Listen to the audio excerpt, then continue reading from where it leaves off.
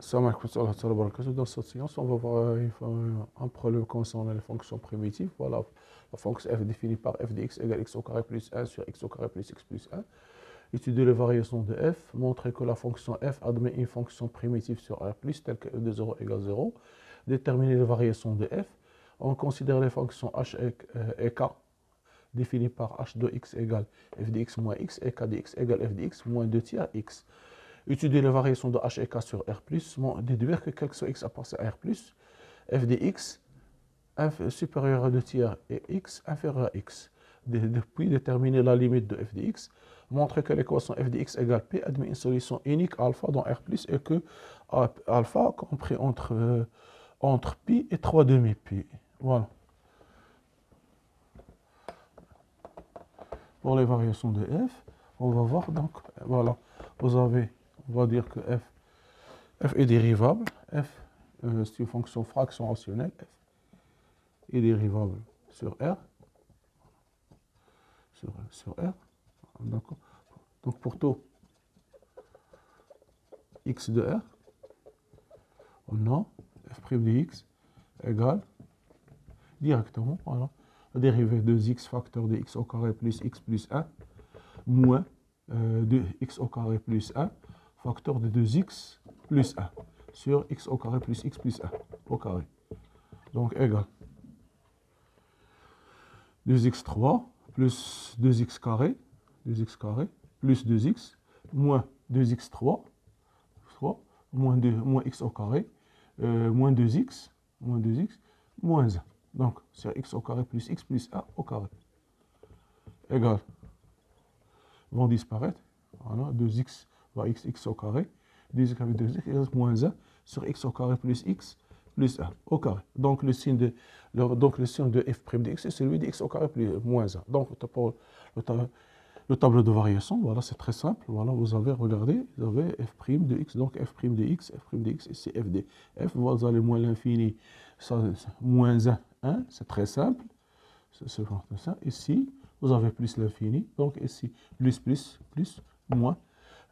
X moins 1, ça fait x moins 1 facteur de x plus 1, x moins 1 facteur de x plus 1 sur x au carré plus x plus 1 au carré, donc le signe à l'extérieur de racine, donc ici c'est croissant, c'est décroissante, et c'est croissante. Donc ici, en plus l'infini, c'est fraction rationnelle, en plus l'infini moins l'infini, ça fait 1, ici 1, de même ici 1, en moins 1, ça fait f de moins 1, voilà, f de moins 1, ça fait 2 sur 1, égale 2.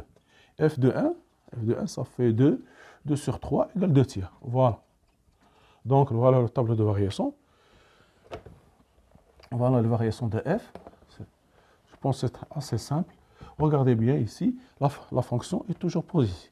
Varie entre 1 et 2, le positif. Ici positif. Ici positif. Donc, quel que soit x appartient à A, quel que soit x appartient à R, on a f de x est toujours positif. Voilà. Voilà, c'est une remarque très importante. Donc voilà, montrer que f admet une fonction réciproque. Voilà, on va dire, montrons que f admet une fonction réciproque.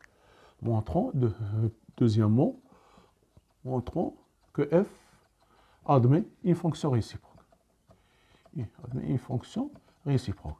Toute fonction continue, une fonction primitive, pardon, une fonction primitive.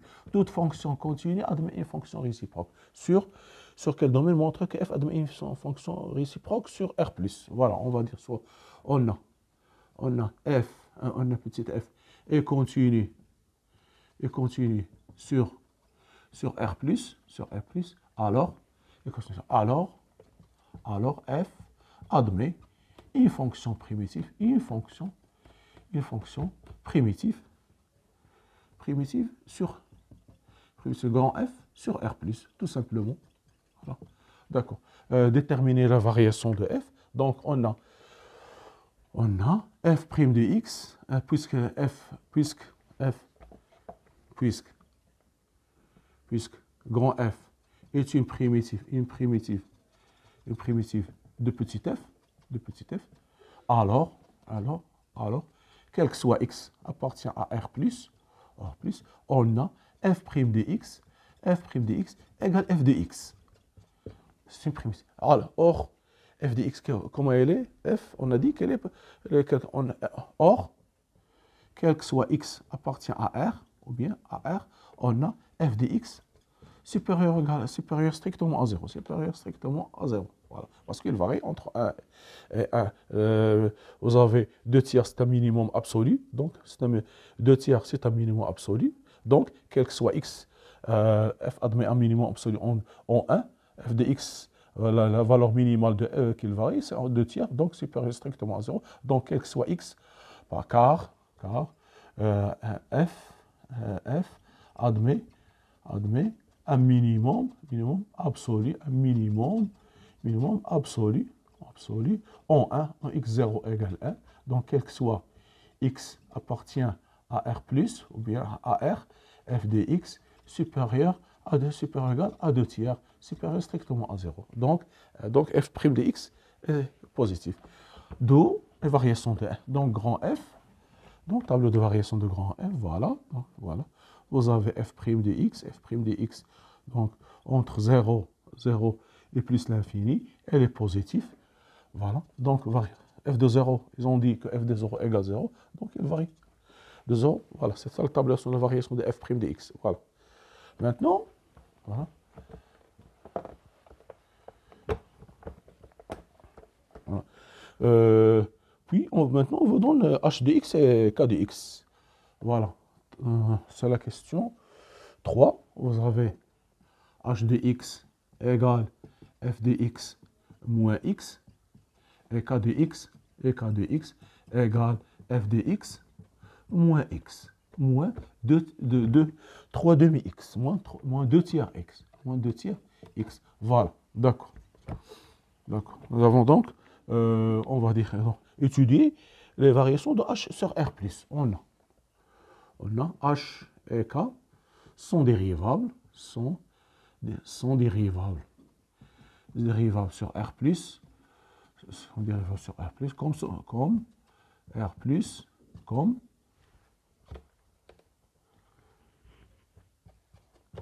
comme somme de fonctions, dérivables sur R+. Voilà. Donc, h' de x égale f' de x moins 1 et k' de x égale f' de x moins 1 moins 2 tiers. Or, quel que soit, sur R+, nous avons, j'ai oublié, voilà. Il ne fallait pas le... Donc, f' de x, f de x, voilà. Vous avez entre moins l'infini plus l'infini, vous avez moins 1, donc ici ça nul 1. Donc ici croissante plus, moins, ça fait ça nul, ici. Donc ici vous avez 1, et vous avez ici, ça fait moins 1, ça fait 2. Ici, on a dit que c'est 2 tiers. Donc 0, la valeur de 0, f de 0 égale 1. Voilà. Donc, voilà, on va bien, quel que soit x appartient à R+, f de x inférieur, varie entre 1, inférieur à 1, inférieur égal à 1. C'est-à-dire que h', que h' de x, ici c'est f de f, donc f', c'est-à-dire que f' de x inférieur à 1, c'est-à-dire que f' de x moins 1 inférieur égal à 0, parce que la fonction varie entre 1, ici f de 0 c'est 1, 2 tiers 1, donc ici positif, mais inférieur à 1. Donc h' de x, inférieur ou égal à 0, c'est-à-dire que h est décroissante. Voilà.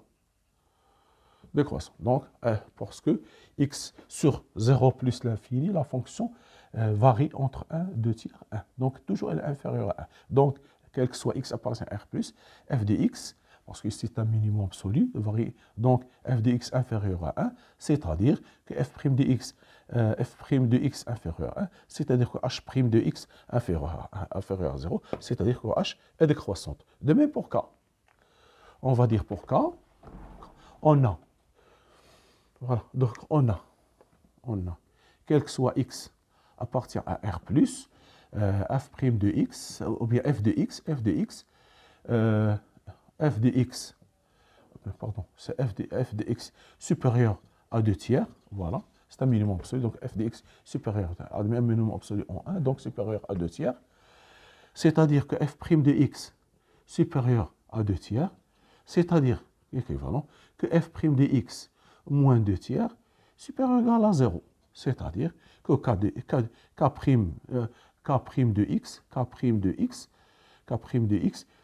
supérieur ou égal à 0, alors k est croissante.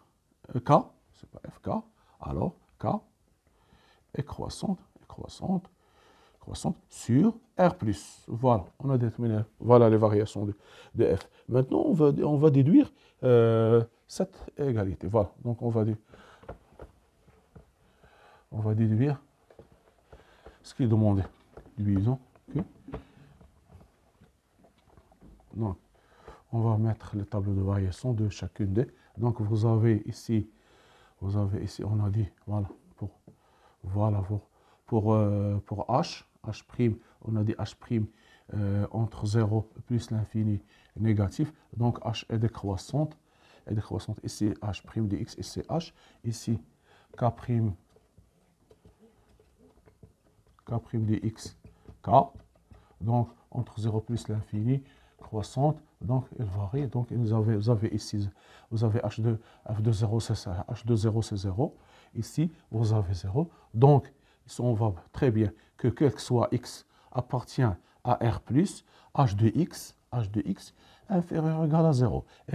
Et k de x supérieur ou égal à 0. Parce que varie entre 0 et croissant, donc décroissant.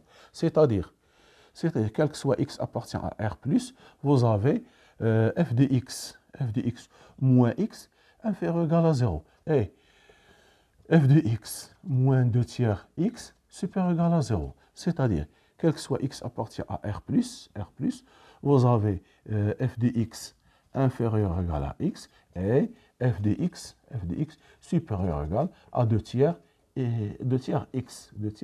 C'est-à-dire, quel que soit x appartient à R+, vous avez f de x supérieur ou égal à 2 tiers x inférieur ou égal à x. Voilà. Donc ce qu'il fallait démontrer. 2 tiers x, voilà, c'est ça la relation. Voilà, deux tableaux de variation. Voilà. Donc, nous avons, je vais la noter ici, quel que soit x appartient à R+, vous avez f de x compris entre 2 tiers x et x. Voilà. Maintenant, on vous demande, on demande limite en plus l'infini. Quel que soit limite en plus l'infini. Oh non. De f de x. Voilà. Oh non. F de x supérieur à 2 tiers x et limite en plus l'infini de 2 tiers x égale plus l'infini, alors limite au plus l'infini de f de x égale plus l'infini. Parce que f de x supérieur à quelque chose qui est supérieur à plus l'infini. Limite de x supérieure limite de cette fonction. Donc, plus l'infini ne peut être que plus l'infini. Parce que limite de f de x supérieur à plus l'infini ne peut être que plus l'infini. Donc, limite au plus l'infini égale plus l'infini. Voilà. C'est un résultat très important pour la quatrième question. Voilà. Maintenant, on vous demande de, voilà, montrant que l'équation f de x égale pi, l'équation que f de x égale pi, admet une solution unique,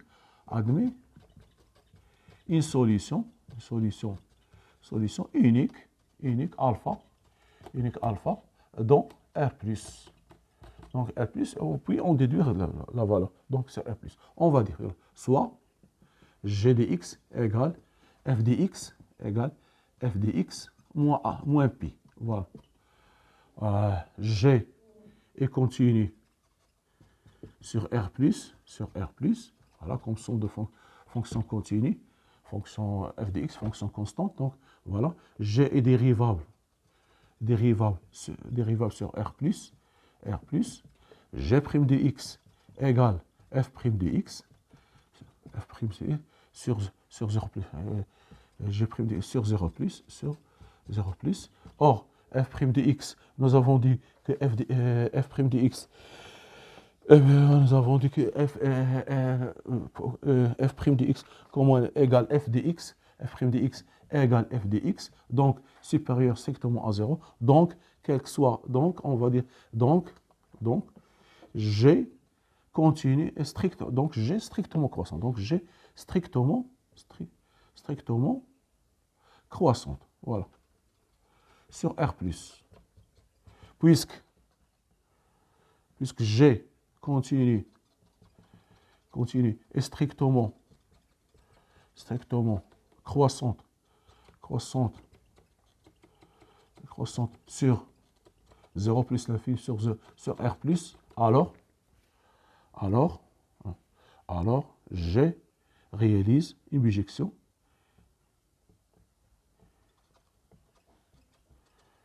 de R+, sur J. J égale G de 0 plus l'infini, égale limite au plus l'infini égale strictement croissant. Donc G de 0, ici, G de plus l'infini, de G de x, limite plus l'infini de G de x. Donc G de 0 égale F de 0 moins pi égale moins pi, voilà. Ici, limite au plus l'infini, de G de x égale limite au plus l'infini de F de x moins pi.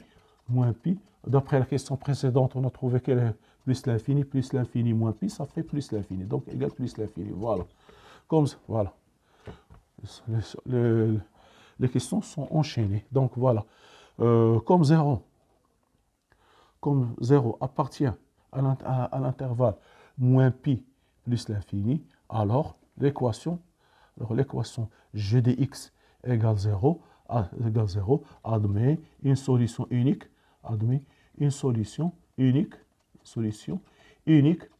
alpha dont moins pi plus l'infini. Admet une solution unique alpha dont moins pi plus l'infini. C'est-à-dire,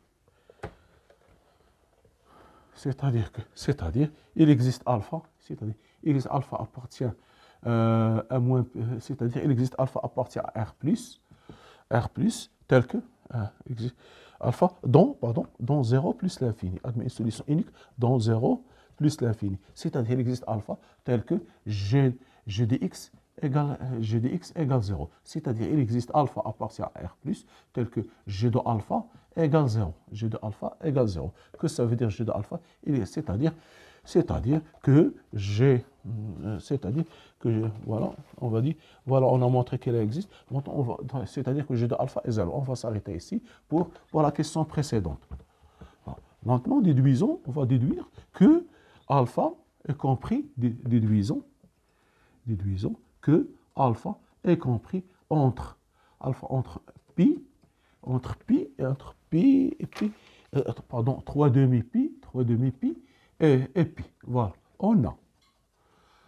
on a dit qu'il existe alpha tel que g de x égale 0, c'est équivalent que g de alpha égale 0, équivalent que f de alpha moins pi égale 0, c'est-à-dire f de alpha égale pi. Voilà, on sait parfaitement que quel que soit x appartient à R+, on a f de x supérieur à 2 tiers, x, inférieur à x. Voilà. 2 tiers inférieur à x. C'est-à-dire que, si je remplace, c'est-à-dire que 2 tiers, c'est alpha appartient à R+, donc 2 tiers alpha inférieur à f de alpha, inférieur à alpha. Voilà. Elle est valable pour tout x appartient à R+, donc alpha appartient à R+, donc f de alpha supérieur à alpha, supérieur à alpha. Donc, qu'est-ce que ça veut dire f de alpha? C'est-à-dire que pi supérieur ou égal à alpha, inférieur ou égal à 2 tiers alpha. Voilà, on a pi inférieur à pi inférieur ou égal à alpha. Et 2 tiers alpha inférieur à pi. Ceci est équivalent que alpha inférieur ou égal à 3 demi pi. Je multiplie ici par 3 demi, donc alpha supérieur à 3 demi pi. Que alpha, voilà, nous avons dit que pi, voilà, c'est ça, alpha supérieur à pi, inférieur à 3 demi pi. Donc, de cette relation, on en déduit que alpha supérieur. Voilà la première, nous avons alpha, pi inférieur ou égal à alpha. La deuxième, voilà la première. La deuxième, on a alpha inférieur à 3 demi alpha. Donc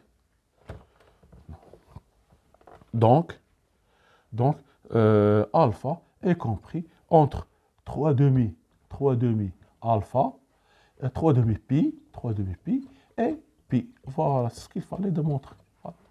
Voilà, déduire ce qu'elle fait. Donc, c'est ça là, voilà. Pi alpha supérieur à pi, inférieur à 3 demi pi. Donc, alpha est comprise, la valeur de alpha est comprise entre pi et 3 demi. Pi. Voilà, c'est ça la résolution. C'est un exercice concernant les fonctions primitives et comment travailler avec les fonctions primitives. Merci de votre attention. La prochaine vidéo, Inch'Allah, soyez rendus.